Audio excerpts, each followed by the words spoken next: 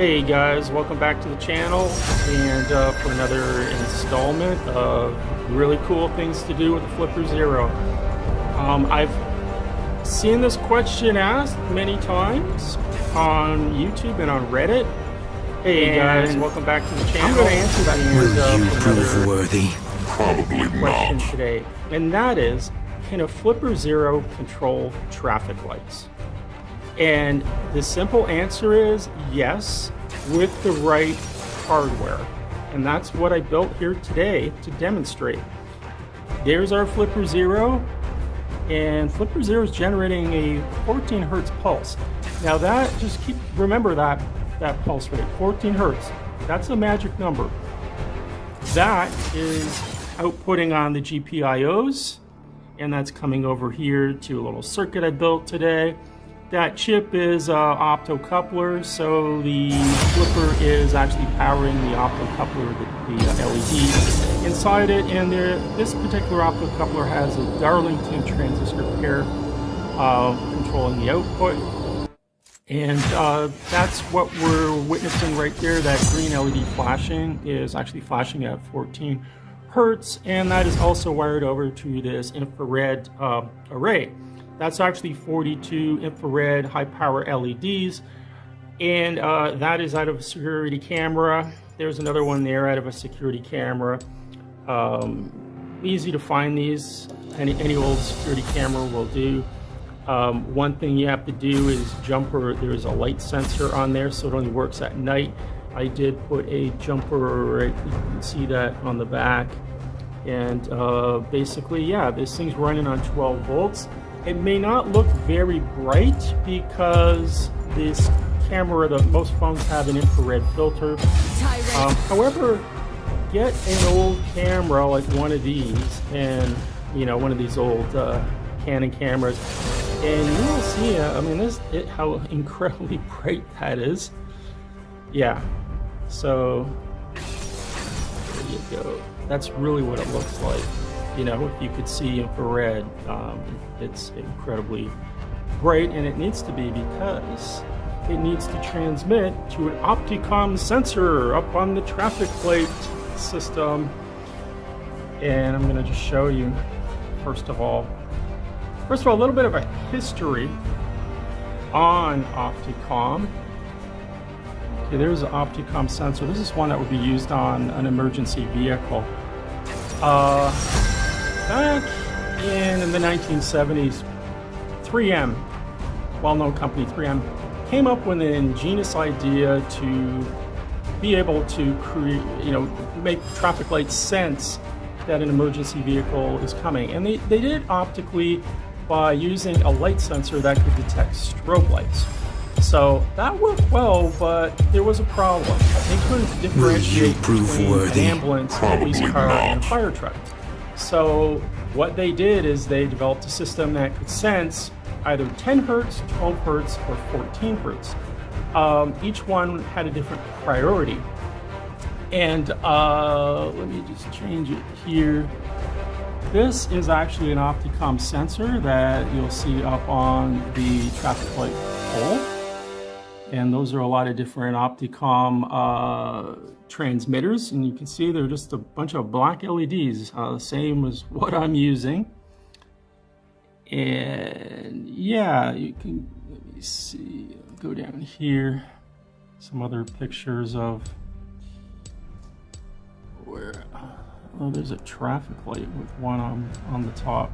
Yeah, so depending on where you reside, the system could be different. There's the Opticom sensor up on top of a traffic light. I typically see them around where I am. They're actually on the poles, similar to that. So, okay, I'll give you a little rundown here of how it works. Receives the transmitted infrared signal, turns it into an electrical impulse, and sends it to a phase selector located in the traffic control cabinet. The phase selector works with the signal controller's normal operation to cycle to a green light for the oncoming emergency vehicle. Traffic responds naturally. Cross-street traffic stops, and traffic in front of the emergency vehicle clears. The Opticom infrared system is designed to initiate signal changes that seem normal to other traffic at affected intersections, reducing confusion. The infrared emitter is a forward-only transmitter, so the Opticom infrared system does not affect parallel streets. Proper programming of the signal controller timing minimizes disruption to cross-traffic. The goal is smooth, rapid advance of the emergency vehicle through Okay, I think we understand that part now.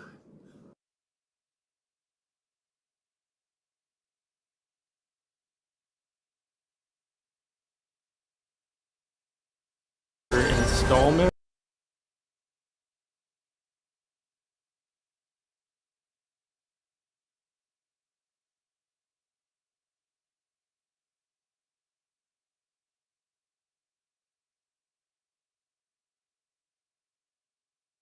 Summer 2001, as Steve Jobs holds a prototype of the iPod, one person holds its breath. Jobs had demanded that the device be developed in less than a year to be ready for the holiday season. And it is not going well.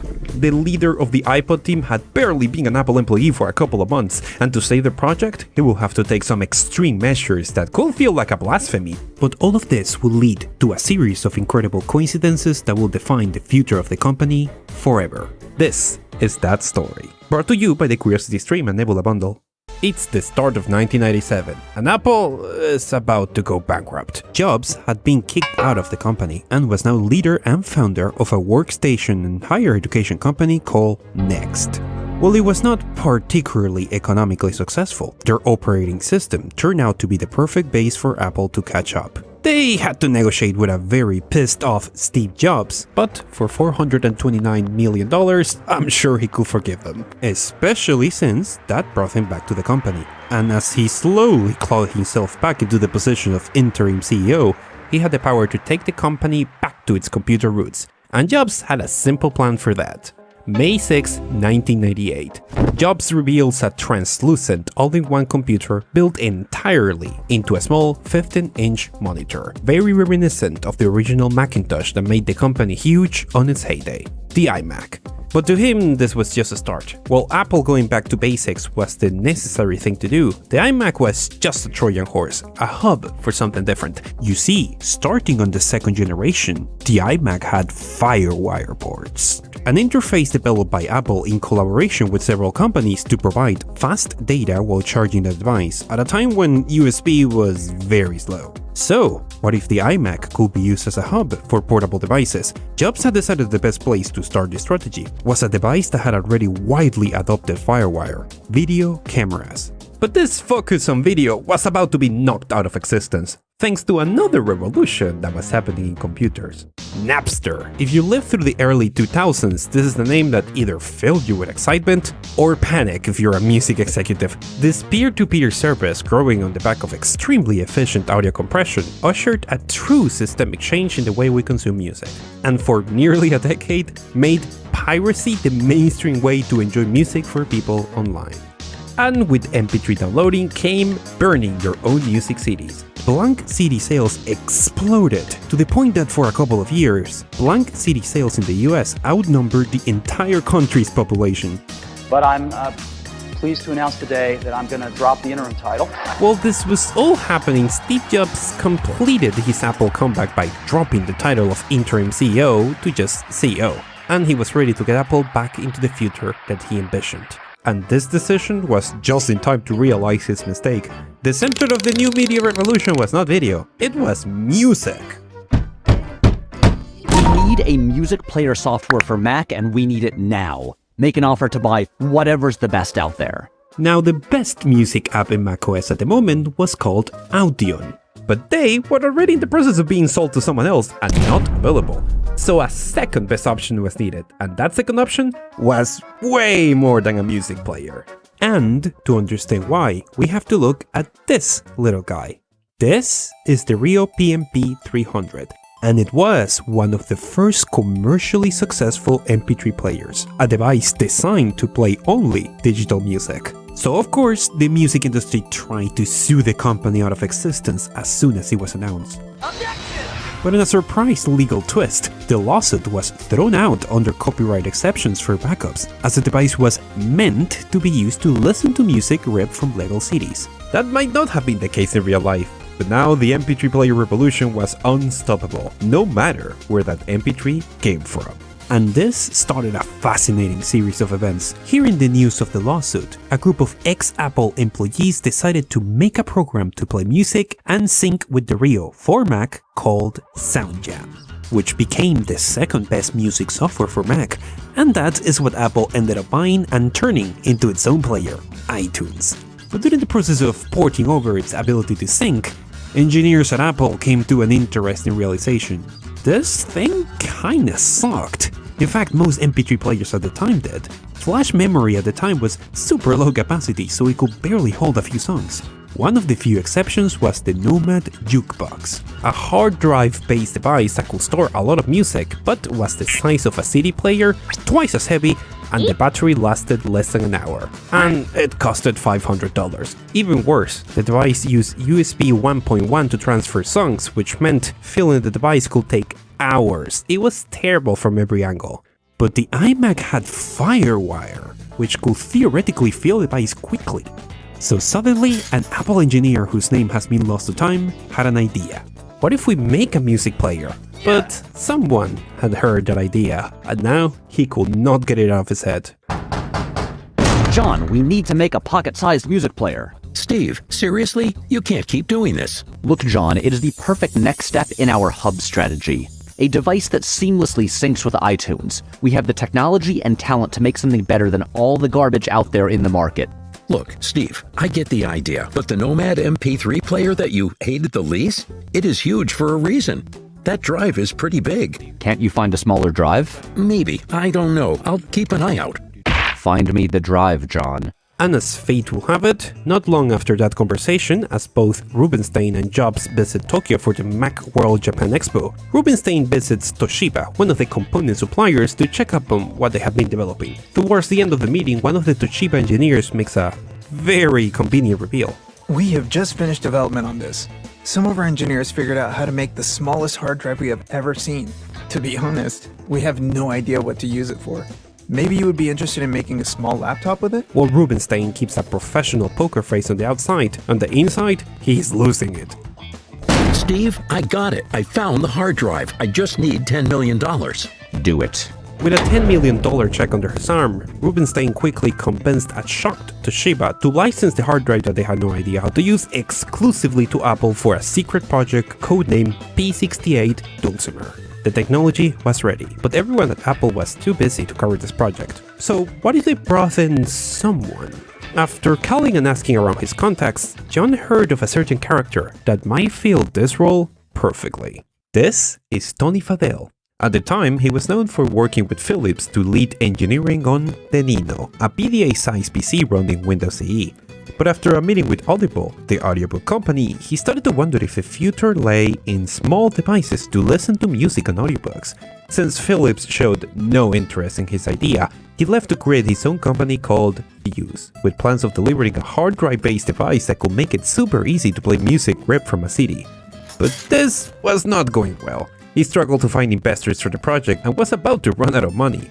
But his luck was about to change. While taking a trip to get his mind out of his failing company, his cell phone started ringing. Hello, this is John Rubinstein from Apple Hardware. I have a proposal for you. Fadell was extremely confused as to why Apple will come for him. When they finally revealed to him that Apple was trying to hire him to create something similar to his idea, he could not believe it. It took some convincing to get him to join as a full Apple employee, but the iPod team had found its leader. However, he would soon find himself doubting his decision. Jobs wanted the device out by Christmas that very year. Even if Rubinstein had already basically secured a provider for the screen, battery, and the exclusive Toshiba hard drive, getting a product from scratch and ready for production in time for the holidays was going to be nearly impossible. But maybe they did not have to.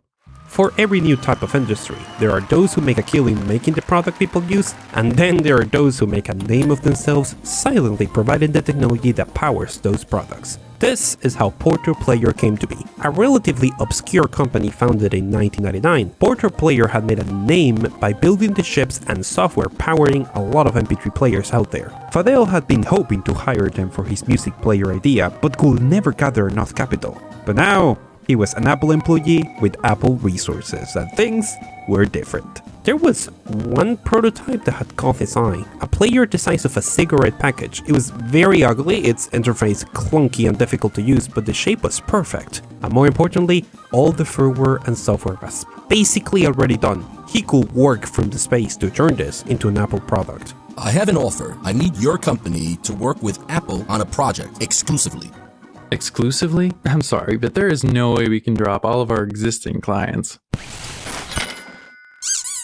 When do we start? With the draconian deadline right around the corner, the entire company immediately pivoted all their operations into getting the player done in time. With the mysterious Porter Player design providing all the lower levels of the OS and Apple buying or developing all the higher levels. Curiously enough, the device ran on an energy-efficient ARM core. Because of this, everyone on the music player team had to use tools developed by ARM, and those tools ran only on Windows. I guess desperate times require desperate measures. With the device beginning to take shape, the team faced its next hurdle, convincing Jobs that the project was headed in the right direction. April 2001, Apple headquarters, 4th floor, conference room. With every high-level employee involving Project Dulcimer in the room, the time had come for Fadel to convince Jobs that his vision for Dulcimer was the right one. He begins his very carefully put-together presentation with a talk on what other companies were doing in this space. Forget about those guys, they have no idea what they're doing. Now show me that you know what you're doing. What is the battery life of the player? Oh, 10 hours. We'll make it work for 10 hours. Size? A pack of cigarettes at worst. We are trying to get it to the size of a pack of cards. As Jobs approved the general idea, Fadel could not help but be surprised of how things work at Apple. At Philips, these decisions would have taken dozens of presentations and meetings. What about the controls? Actually, I have an idea for that. This was Phil Schuyler, head of Apple marketing. In his hand was a Bang & Olufsen Biocom 6000, a home phone that had a very particular wheel on its center used to navigate menus. The result was instantaneous. Everyone in the room immediately clicked with the idea. Now, it was just a matter of implementing everything in time. Something about this product had captured all of Jobs' attention, which was both a blessing and a curse. Soon the design of Dulcimer became an iterative process of showing Jobs a prototype, and he becoming frustrated at something that needed to be fixed immediately. One day, as they showed the latest close to final prototype to him, he simply claimed, "This is too big, you gotta make it smaller." Look, we have done everything we can. The components are too tightly packed together at this point. Bubbles. That means there is still air inside. Make it smaller. 8 months from the moment they had started, a full prototype iPod was completed. With the final design touches coming directly from the legendary Johnny Ive, the device was unlike any other player out there.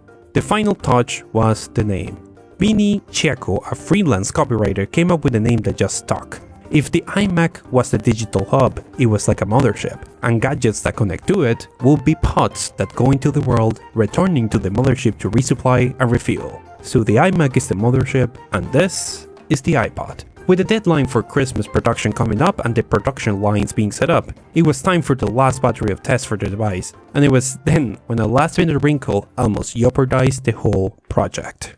As the final prototypes were tested, one major problem immediately came up. With the hard drive constantly spinning to play music, the longest the battery could sustain was 3 hours, a far cry from the 10 they had promised and nowhere near the range that Jobs will find acceptable. For a couple of months, everyone believed and panicked that they had done all of that just to create a 3-hour music player. Everyone on the team scrambled for a solution.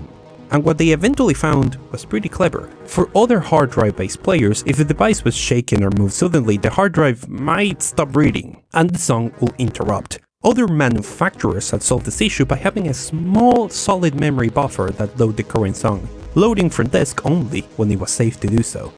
But for the iPod, those memory chips were expanded to a full 32 megabytes of memory. Not only will this mean that the device will be sold as having very extensive skip protection, but also meant that the chip could store not just the current song, but several upcoming ones, only speeding up the disk to load the chip in short bursts, taking the battery just over the line of the promised 10 hours and giving Jobs something else to market on the reveal. 20-minute skip protection. That's not 20 seconds. 20-minute skip protection. So you can take iPod bicycling, mountain climbing, jogging, you name it, and you're not going to skip a beat. With the device finished for the deadline, the iPod was ready for a release towards the end of 2001 with a tagline that Jobs had grown attached to during the development process. iPod, 1,000 songs in your pocket. Well, there was some skepticism on the tech press, particularly around the price tag. The iPod will eventually succeed to a point that it will rapidly turn Apple from a computer company into a handheld gadget company. And that will start a path that will push the whole company into a direction that would change the world in ways beyond music. And even into the world of espionage. Oh wait, you have never heard about that? Because much later into the story, a secret group inside of Apple will set out to make a small favor to a branch of the US government to create a mysterious iPod, of which the only record that exists is the memory of one ex-Apple employee. So that is the topic that I chose for this month's episode of SideQuest, my exclusive side series on side stories to the main videos. So if the main video is about the commercial wars that led to the invention of the touchpad, SideQuest is about how the same group invented the touchscreen and the extreme measures they had to take for their clients to take it seriously. And SideQuest is exclusive to Nebula, a creator-owned streaming service that is rapidly being filled with exclusive content by a growing collective of educational-ish creators. No joke, this channel exists only thanks to those who had decided to sign up and watch videos in Nebula.